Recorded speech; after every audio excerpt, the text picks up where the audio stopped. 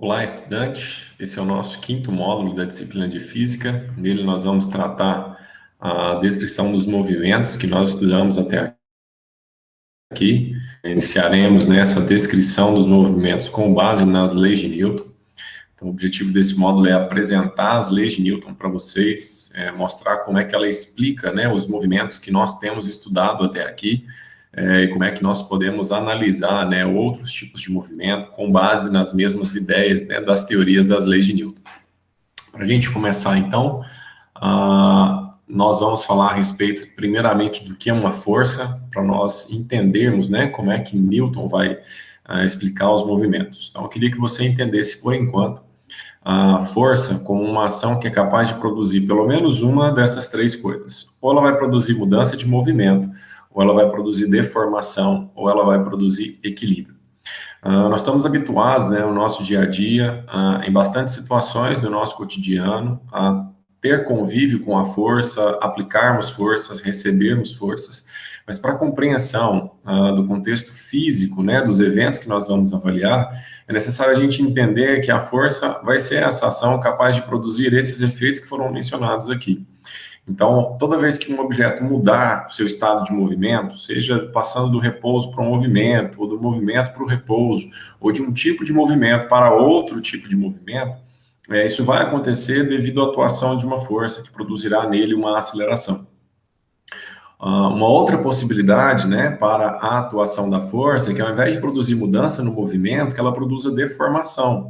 Então, a mudança no formato de um determinado objeto, ela acontece em razão da atuação de uma força.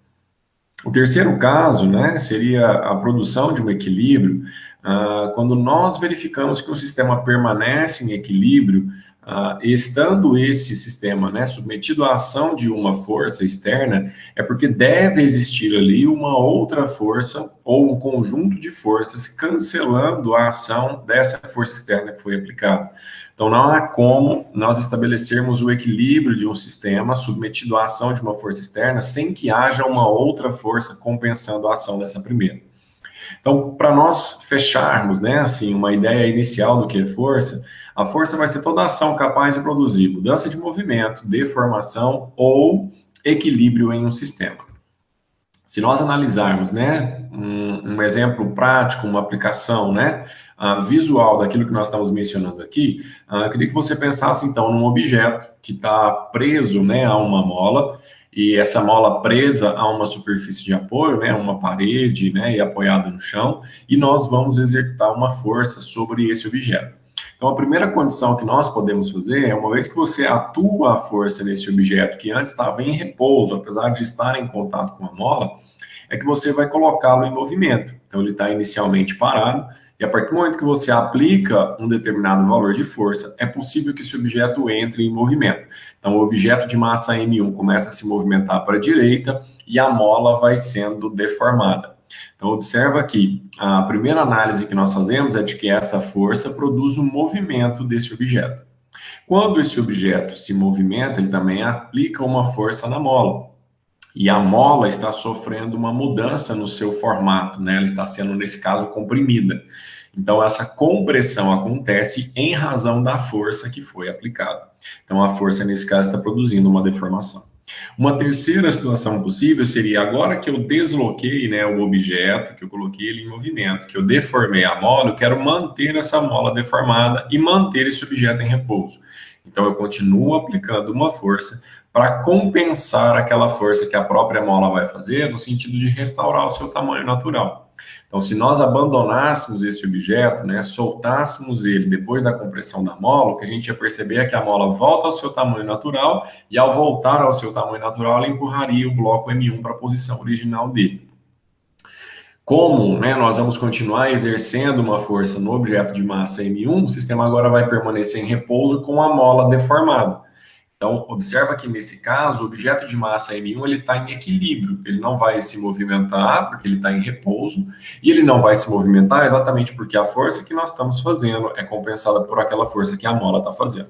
Então, a força foi capaz, nesse nosso exemplo, né, de produzir mudança do movimento do objeto M1, produzir a deformação da mola M2, desculpa, né? Produzir a deformação da mola e manter o objeto depois M1 em equilíbrio, tá? Então essas são as 3 características que nós vamos avaliar dentro da descrição das forças que serão analisadas. Agora que a gente entende, né, o que é uma força, como é que ela vai atuar do ponto de vista físico, nós podemos enunciar as 3 leis de Newton. Então, a primeira lei de Newton, ela diz que todo corpo livre da ação de forças externas, ele permanece em repouso ou em movimento retilíneo uniforme. Ou seja, o sistema vai apresentar uma velocidade constante, ou constante igual a zero, e aí ele está em repouso, ou constante e diferente de zero, e aí ele vai estar em movimento retilíneo uniforme, porque a velocidade não muda nem o valor, nem a direção, nem o sentido. Então, a primeira lei de Newton, ela define para a gente qual é o referencial, né, onde as leis de Newton vão ser válidas. As leis de Newton vão ser válidas em todo referencial que é chamado inercial, que é aquele referencial onde, se não há forças atuando em um sistema, só existem 2 possibilidades para ele. Ou ele está em repouso, ou ele está em movimento retilíneo uniforme. Vale o caminho de ida, mas também vale o caminho de volta. Se um objeto está em repouso ou em movimento retilíneo uniforme, é porque a força total que atua sobre ele é igual a zero. Então, se não há forças, ele está em repouso ou em movimento retilíneo uniforme, e se ele está em repouso ou em movimento retilíneo uniforme, é porque a soma de todas as forças dá zero. É como se não houvessem forças atuando sobre ele. Então, entendida aí a primeira lei, a gente passa a tratar agora a segunda lei, que é o caso de e se houver força atuando sobre o sistema? Se houver força atuando sobre o sistema, haverá então a produção de uma aceleração, ou seja, haverá mudança na velocidade, mas essa mudança na velocidade ela vai depender de qual é a massa do sistema. Então, sistemas que apresentam uma massa maior sofrem uma aceleração menor, e sistemas que têm massas menores sofrem acelerações maiores. Então, existe uma relação de proporcionalidade aí da força com a massa e da força com a aceleração. De forma que nós podemos escrever matematicamente uma relação onde a força que atua sobre o sistema é equivalente ao produto da massa desse sistema pela sua aceleração. Esse é o enunciado da segunda lei de Newton, ou princípio fundamental da dinâmica. O valor numérico da força é equivalente ao produto da massa do sistema pela sua aceleração. Na expressão matemática, né, F vai representar a força, M vai representar a massa e A representa a aceleração. Então, observa que força e aceleração são vetores e a força vai ter a mesma direção e sentido da aceleração, tá? Para a gente finalizar, né, a terceira lei de Newton, ela descreve aí como é que são os processos onde ocorrem as forças, né? Então, as forças, na teoria de Newton, elas acontecem aos pares, né? Que nós chamamos de paração e reação. Então, nunca haverá uma força única atuando, né? A força, ela surge da interação entre 2 objetos. Então, quando um objeto 1 faz força no objeto 2, automaticamente o objeto 2 fará força no objeto 1.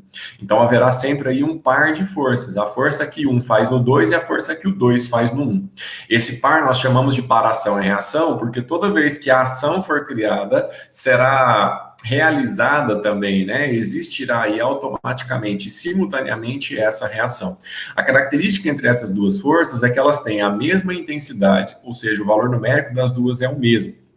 Apresentam a mesma direção, mas elas têm sentidos opostos. Então, se você observa aí a figura que está colocada, né, os objetos de massa M1 e M2, eles trocam uma força entre si. Então, está representada aqui a força no objeto 1 devido ao objeto 2 e a força no objeto 2 devido ao objeto 1. Observa que elas atuam ao longo da mesma direção, elas têm aqui o mesmo tamanho, então a intensidade é a mesma, mas o sentido é oposto. Então, o M1 é puxado em direção ao M2 e o M2 é puxado em direção ao M1. O detalhe da gente analisar aqui também é que os efeitos práticos observados em cada um desses objetos, eles podem ser diferentes, apesar dessa força ser a mesma. Então, olhando já para um caso que nós vamos estudar, imagine que um desses objetos, o objeto de massa M1, seja o planeta Terra, tá? Que tem uma massa muito grande, e que o outro objeto seja eu ou você, né? Um objeto que, comparado com a Terra, tem uma massa muito pequena. Então, esses valores de força são os mesmos. Então, a interação que existe entre a Terra e o professor Leonardo, né, surge através da força gravitacional que eles trocam entre si. Então, a Terra é puxada por uma força gravitacional e o professor Leonardo também puxado por uma força gravitacional. Essa força tem mesma intensidade, então o valor numérico é o mesmo, tem a mesma direção e tem sentido oposto. Então, eu sou puxado verticalmente para baixo e a Terra é puxada verticalmente para cima. Mas o que a gente observa é diferente. Então, o meu movimento não é igual ao do planeta. E ele não é igual por quê? Porque existe uma diferença nas nossas massas. Logo, haverá uma diferença também nas nossas acelerações. A aceleração que a Terra vai experimentar é muito menor do que a que eu vou experimentar. Como a massa do planeta é maior, a aceleração que ele vai ter é menor. Como a massa do professor é menor, a aceleração que ele vai ter é maior. Por isso você observa os corpos caindo em direção à Terra e não verifica, né, ou não facilmente observa a Terra se movimentando em direção a esses objetos. Então, a ideia é que, apesar do valor numérico da força ser o mesmo, o efeito observado pode ser diferente. Então, eu posso ver muita mudança de velocidade em um objeto e pouca no outro. Isso não significa que as forças são diferentes, porque a teoria, né, a terceira lei de Newton, garante que essa interação, o par ação e reação, ela tem a mesma intensidade. Então, as forças que nós vamos analisar atuam aos pares, o objeto 1 faz força no 2 e o 2 faz força no 1, e essa força tem o mesmo valor, tem a mesma direção, vai ter apenas sentido diferente.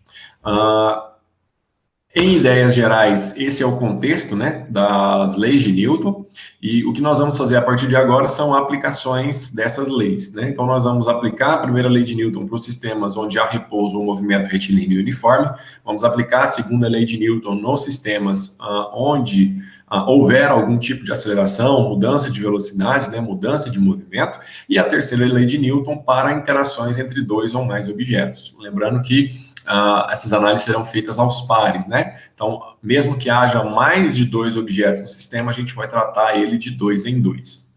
A primeira força que nós vamos mencionar aqui é uma que eu já mencionei para vocês na descrição anterior, é a força gravitacional, que surge, né, do fato dos objetos terem massa e, portanto, eles trocam uma força de natureza atrativa. O objeto de massa M1 é atraído em direção ao M2 e o M2 é atraído em direção ao M1. O detalhe nesse caso é que essa força é proporcional à massa dos objetos. Então, quanto maior a massa deles, maior será a força trocada entre eles. E ela é inversamente proporcional à distância que existe entre esses objetos. Então, quanto mais próximos eles estiverem, maior vai ser a interação que eu vou perceber. Quanto mais distantes eles estiverem, menor vai ser a interação que a gente vai observar. Nós vamos tratá-la de uma forma um pouquinho diferente. O que a gente vai imaginar é que o corpo de massa M1 ele gera um campo gravitacional em volta dele, e à medida que o corpo M2 entra nessa região de campo gravitacional, ele fica sujeito, então, à ação de uma força que puxa ele em direção ao objeto de massa M1. Então, a Terra, né, representada pelo objeto M1, cria o campo gravitacional, que é o que nós chamamos aqui, né, de aceleração gravitacional, e na presença dessa aceleração gravitacional, o objeto, né, o professor Leonardo ou qualquer outro objeto que tem massa, será submetido, então, à ação de uma força que nós chamamos de força-peso. Então, esse campo gravitacional tem uma forma de ser calculado. No caso, né, do planeta Terra, esse valor é aproximadamente 10 metros por segundo ao quadrado, e é o valor que nós vamos utilizar aqui. Então, em linhas gerais, a força-peso é calculada como o produto da massa do objeto pela aceleração gravitacional.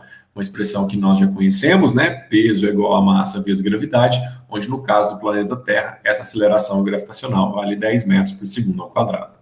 Segunda força que nós vamos mencionar aqui é a força normal, que surge do contato entre duas superfícies, né? Então, quando eu apoio um objeto sobre uma superfície, por exemplo, a superfície do planeta, esse objeto fica sujeito à ação de uma força vertical e para cima. Isso porque esse objeto, tendo massa, ele é puxado verticalmente para baixo. Então, a ideia é que ele fosse puxado em direção ao planeta, né?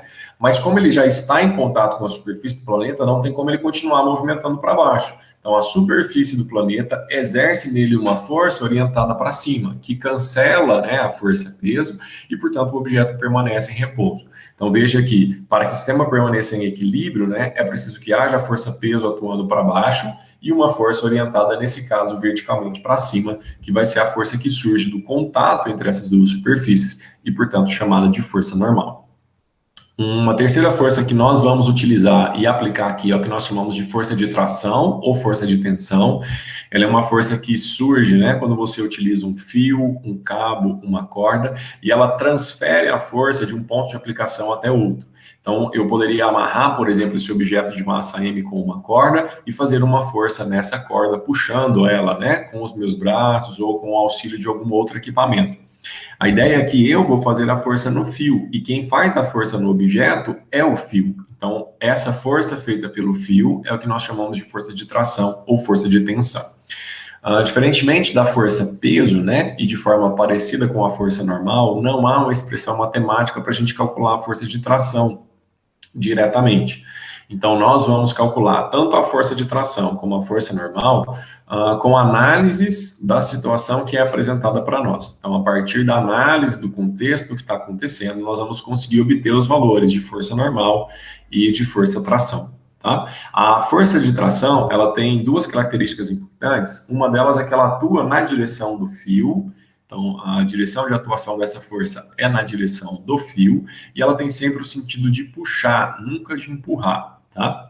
A terceira, na verdade, quarta força que nós vamos mencionar é a força elástica, né? Que está associada aí à deformação de uma mola, nós mencionamos aí como exemplo no início da nossa apresentação, e ela tem uma relação direta, né, com a deformação. Então, quanto maior a deformação que você produz em uma mola, maior é a força que ela vai devolver. Ou, para produzir uma deformação maior, é necessário que nós façamos uma força maior. Então, existe uma relação aí da força com a deformação da mola. E um outro aspecto aí é a característica da mola, né? Se ela é uma mola mais flexível ou mais rígida, que estica ou não com maior facilidade ou com maior dificuldade. Então, a relação matemática, né, que nós utilizamos para determinar a força elástica é a lei de Hooke, né? Ela descreve que a força elástica é o produto da constante elástica pela deformação. A constante elástica é a característica da mola, né? Se ela é mais rígida ou mais flexível, e o X representa aqui a deformação. Esse sinal de menos que aparece na lei de Hooke diz respeito ao sentido da força ser oposto ao sentido da deformação. Então, se eu comprimo a mola, a força é no sentido de distender. Se eu distendo a mola, a força é no sentido de comprimi-la, tá?